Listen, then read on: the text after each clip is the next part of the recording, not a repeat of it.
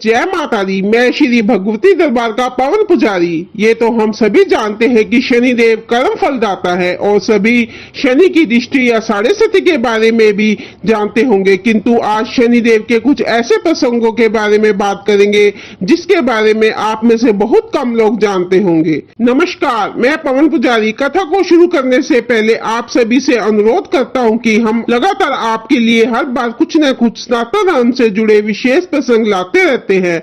अगर आप सच्चे सनातनी हैं तो हमें भी अपना सहयोग दिखाएं।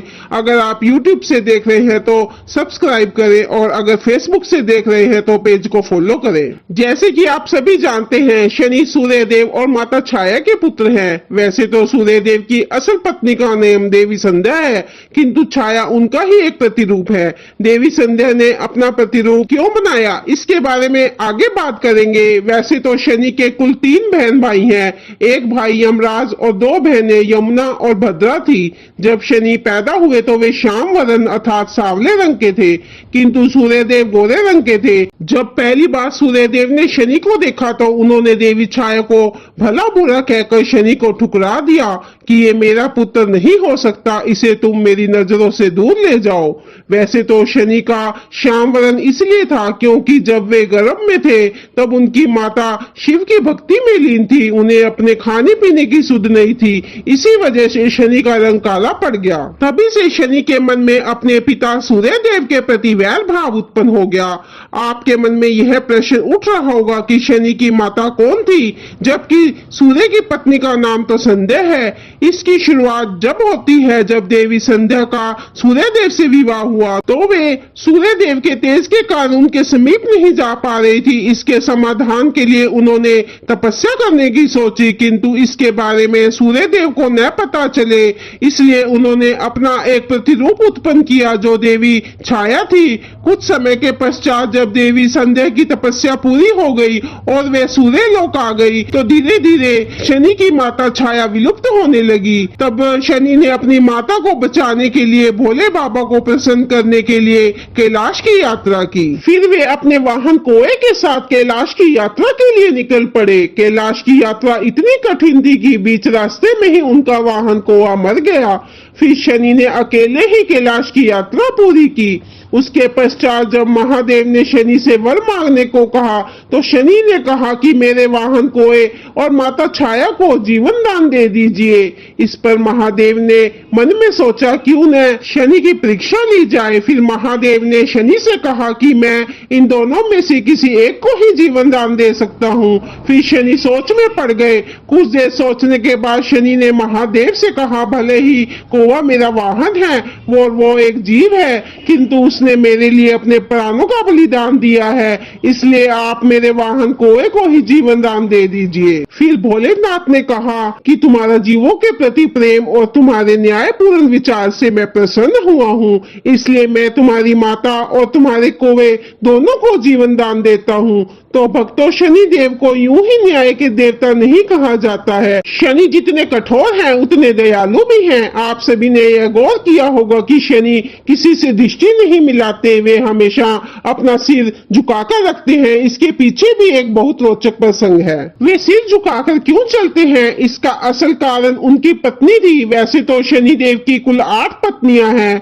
और शनि भगवान कृष्ण के भक्त भी हैं। एक बार क्या हुआ, शनि कान्हा की साधना में लीन थे।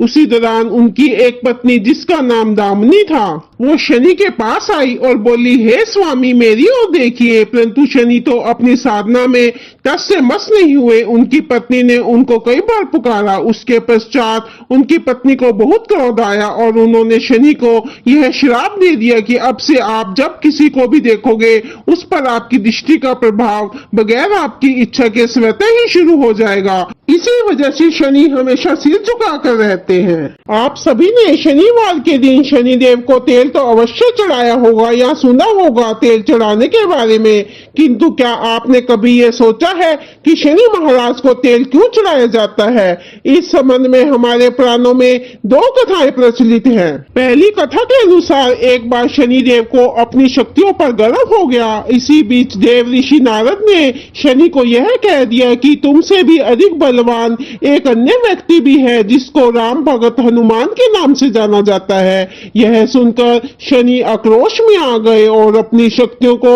सिद्ध करने के लिए बजरंग बली से युद्ध करने चले गए।